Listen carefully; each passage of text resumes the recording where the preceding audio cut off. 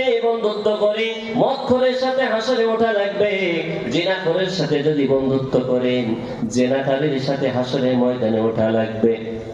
আপনি আমি যদি লুণ্ঠনকারীর সাথে যদি বন্ধুত্ব করি, তার সাথে হাসরে ময়দানে ওঠা লাগবে।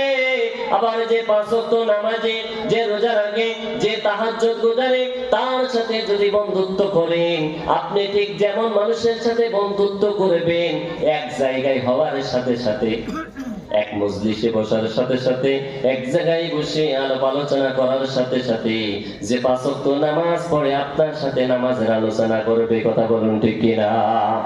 যে মদ খায়, সে আপনার সাথে মদের আলোচনা করবে, কোন মদের দাম কত, কোন মদটা খেলে কেমন হয়, মাতলামি কোনটা খেলে বেশি হয়। কথা বলেন ঠিক কিনা?